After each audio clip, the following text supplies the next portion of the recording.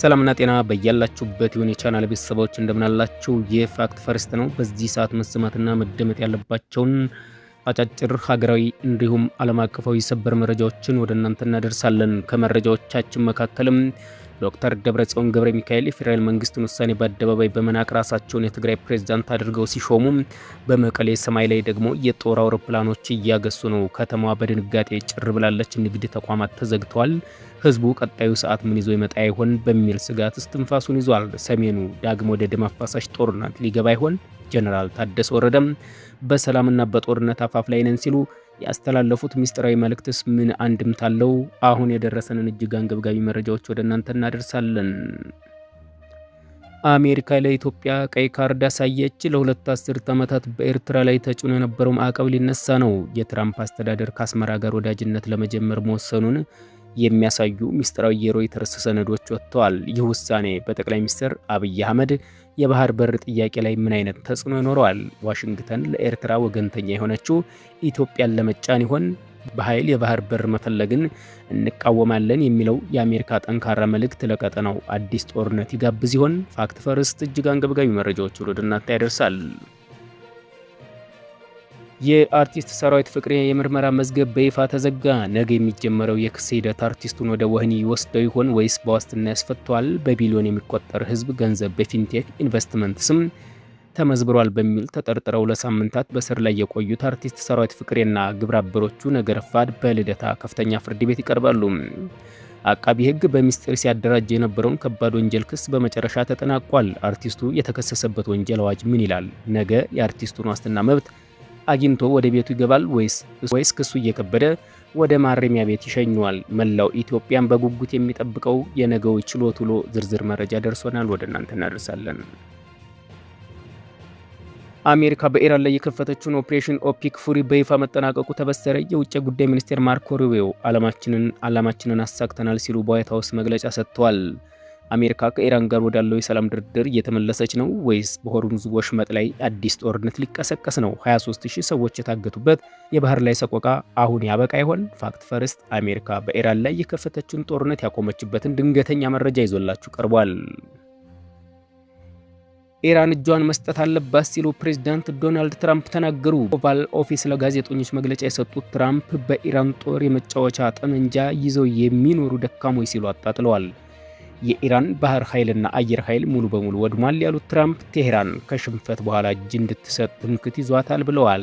ሆርሙዝ ወሽመጥ ላይ የነበሩ ጀልባዎች ሁሉ ከባህር ወለል በታይ መሆናቸውን ተናግረዋል። አሜሪካ ኢራን ሙሉ በሙሉ ደቆሰቻት። ፋክት ፈርስት የትራምፕን እጅግ አስደንጋጭ መግለጫ ይዞላችሁ ቀርቧል።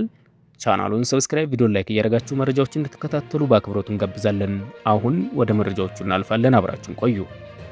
ከመቀሌ እየወጡ ያሉ መረጃዎች እንደሚያመለክቱት በከተማዋ የሰዓት እላፊ ገደብ ባይጣልም ህዝቡ በራሱ ፍላጎት ከምሽቱ 2 ሰዓት በኋላ እንቅስቃሴ ያቁሟል። የንግድ ተቋማት ቀድመው እየተዘጉ ሲሆን በጊዜያዊ አስተዳደሩና በህወሓት ደጋፊዎች መካከል ሊፈጠር የሚችለውን ግጭት ለመከላከል በከተማዋ ስልታዊ ቦታዎች ላይ ከፍተኛ የጸጥታ ጥበቃ እየተደረገ ይገኛል። የፌዴራል መንግስት የጊዜያዊ አስተዳደሩ የስልጣን ዘመን በ1 ዓመት ማራዘሙ ህገ ወጥ ነው ያሉት እነ ደብረጽዮን በግልጽ ለፌዴራል መንግስት እንደማይገዙ አውጀዋል። ይህ እርምጃ የፕሪቶሪያውን ሰላም ስምምነት በቀጥታ የጣሰና ክልሉን ወደ ቀድሞ ጦርነት አዙሪት የሚመልስ እንደሆነ የፖለቲካን ተንታኞች እየገለጹ ነው። ከዚህ በላይ ክረምት ሳይገባ 4 ኪሎ ላይ እንዘምታለን የሚሉ ቀስቃሽ ንግግሮች ከጦር መሪዎች በኩል መሰማታቸው የፌዴራል መንግስት ትዕግስትን ያስጨርስ የሚችል አደገኛ አካሄድ ተደርጎ ተወስዷል። የፌዴራል መንግስት ዝግጅት የመከላከያ ሰራዊት በክልሉ አዋሳኝ ቦታዎች ላይ ንቃተ ተዋጊነቱን እንዲያደርግ ትዕዛዝ መውረዱ ይነገራል። በተለይም በራያና በወልቃይት አቅጣጫ ወታደራዊ እንቅስቃሴዎች ታይተዋል። ዓለም አቀፍ ማህበረሰብ አሜሪካና አውሮፓ ህብረቱ በሁለቱ ወገኖች መካከል የተፈጠረውን ፍጥጫ ዳግም ወደ ጦርነት እንዳያመራም በስልክ ዲፕሎማሲያዊ ከፍተኛ ጥረት እያደረጉ እንደሆነ ተሰምቷል። ገና ከጦርነቱ ቁስሉ ባልዳነው የትግራይ ህዝብ ላይ ይህ አዲስ ፍጥጫም ተጨማሪ ሰብአዊ ቀውስ ሊያስከትል ይችላል የሚል ስጋት ነግሷል። ሰሜኑ ክፍል ዳግመኛ ወደ ደም አፋሳሽ ጦርነት ሊገባ የቀረው ጊዜ በጣም አጭር ይመስላል። ወደ ቀጣዩ መረጃችን ስናልፍ በአራዳ ፍርድ ቤት ሲካሄድ የነበረው የጊዜ ቀጠሮ ሂደት መጠናቀቁን ተከትሎ ነገ በልደታ ምድብ ችሎት አቃቢ ህግ ዋናውን የክስ መዝገብ ያቀርባል። በነገው ውሎ የተከሳሾች ማንነት ተረጋግጦ የክስ መዝገቡ በጽሁፍ እንዲደርሳቸው ይደረጋል። ተከሳሾቹ በቀረበባቸው ክስ ላይ መቃወሚያቸውን፣ የሰብአዊ መብት ጥያቄዎቻቸውን ለችሎት ያቀርባሉ ተብሎ ይጠበቃል። አቃቢ ህግ ካዘጋጃቸው ክሶች መካከል የኮምፒውተር ወንጀል አዋጅን መተላለፍ የሚለው ቀዳሚው ነው። ይህ የፊንቴክ ኢንቨስትመንት ማጭበርበር ጉዳይ ሀገሪቱን የፋይናንስ ቴክኖሎጂ ዘርፍ ላይ ከተፈጸሙ ግዙፍ ማጭበርበሮች አንዱ ተደርጎ በመወሰዱ በብዙዎች ዘንድ ከፍተኛ ትኩረት አግኝቷል። አርቲስት ሰራዊት ፍቅሬ በዚህ ሂደት ውስጥም የነበረውን ተሳትፎ ምን ይመስላል? ነገ አቃቢ ሕግ በዝርዝር የሚያቀርበው ክስ ምላሽ የሚሰጥ ይሆናል። በነገው የችሎት ሂደት ተከሳሾቹ የዋስትና መብት ጥያቄ እንደሚያቀርቡ ቢጠበቅም የወንጀሉ ክብደት እየተመዘበረው ገንዘብ መጠን በዋስትና መብት ጥያቄ ውስጥ ሊከተው ይችላል የሚሉ ግምቶች አሉ። አሜሪካ ለኢትዮጵያ ቀይ ካርድ አሳየች። ለ2 አስርት ዓመታት በኤርትራ ላይ ተጭኖ የነበረው ማዕቀብ ሊነሳ ነው። ትራምፕ አስተዳደር ከአስመራ ጋር ወዳጅነት ለመጀመር መወሰኑን የሚያሳዩ ምስጢራዊ ሮይተርስ ሰነዶች ወጥተዋል። ይህ ውሳኔ በጠቅላይ ሚኒስትር አብይ አህመድ የባህር በር ጥያቄ ላይ ምን አይነት ተጽዕኖ ይኖረዋል? ዋሽንግተን ለኤርትራ ወገኖችስ የሆነችው ኢትዮጵያን ለመጫን ይሆን? በኃይል የባህር በር መፈለግን እንቃወማለን የሚለው የአሜሪካ ጠንካራ መልእክት ለቀጠናው አዲስ ጦርነት ይጋብዛል ተብሎ ይጠበቃል። የሮይተርስ የዜና ወኪል እንደዘገበው አሜሪካ መንግስት ለኤርትራ ላይ የጣለው ማዕቀብ ለማንሳት የሚያስችል መብት ሰነድ አዘጋጅቷል።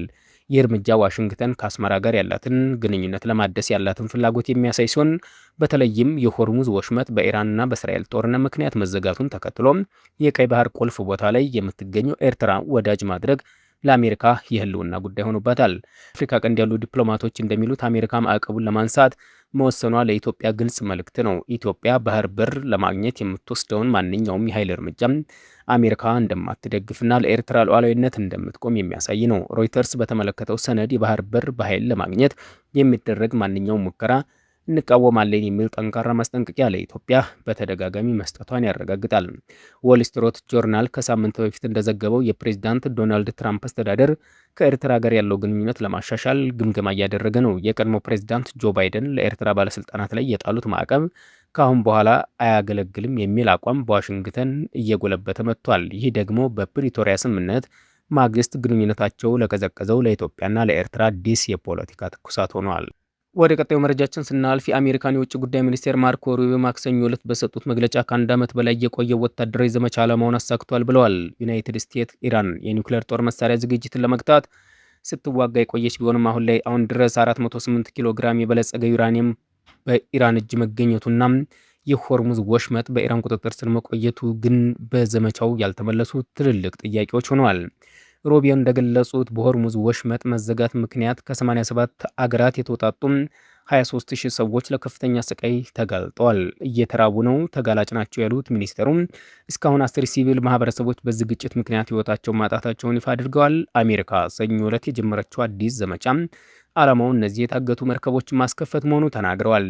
አሁን ትኩረት ወደ ዲፕሎማሲያዊ ፊት አዙሯል። አሜሪካ ልዑካን ስቲቭ ዊትኮፍ እና ጃሬድ ኩሽነር ከኢራን ጋር ዲፕሎማሲያዊ መፍትሄ ለመፈለግ በዝግጅት ላይ ናቸው። ሩቢዮ ኢራን የሆነ ስፍራ የቀበረችውን የኒውክሌር ቁስ ቆፍራ ማውጣት እንዳለባትና ይህ ካልሆነ የድርድር ሂደቱ ከባድ እንደሚሆን አስጠንቅቀዋል።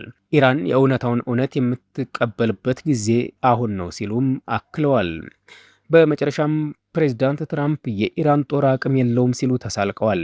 ጦርነቱ ሲጀመር 159 መርከቦች የነበሯት ኢራን አሁን ሁሉም ባህር ወለል በታች መሆናቸውን፣ የቀሯቸው ጥቂት ፈጣን ጀልባዎች ደግሞ ሰኞ ዕለት በአሜሪካ ጦር መመታታቸውን አስታውቋል። ከኛ ታላቅ ባህር ኃይል ጋር ትንንሽ ጀልባዎች ሊገዳደሩ ይፈልጋሉ ያሉት ትራምፕ ኢራን በአሁኑ ወቅትም ምንም አይነት አማራጭ እንደሌላ ገልጸዋል። ኢራን በአደባባይ የምትናገረው ሌላ ቢሆንም በምስጢር ግን አሜሪካ ጋር ለመደራደር እየለመነች ነው ሲሉ ትራምፕ ተናግረዋል። ጦሩ ሙሉ በሙሉ ከወደመበት ማንም ስምምነት አይፈልግም ሲሉ የጠየቁት ፕሬዝዳንቱ ኢራን የኒውክሌር ጦር መሳሪያ እንዲኖራት ፍጹም እንደማይፈቅዱ ዳግም አስጠንቅቀዋል። አሜሪካ ወደ ኢራን ወደቦች የሚንቀሳቀሱ መርከቦች ሙሉ በሙሉ ማገዷና አንድ ለማለፍ የሞከረ መርከብም በአንድ ተኩስ ሞተሩ መመታቱን ገልጸዋል። የቻናል ቤተሰቦች ለሰዓቱ የነበረኝ አጭር መረጃ ይህን ይመስል ነበር። ከቆይታ በኋላ በሌላ መረጃ እስከምንገናኝ መልካም ጊዜ ይሁንላችሁ።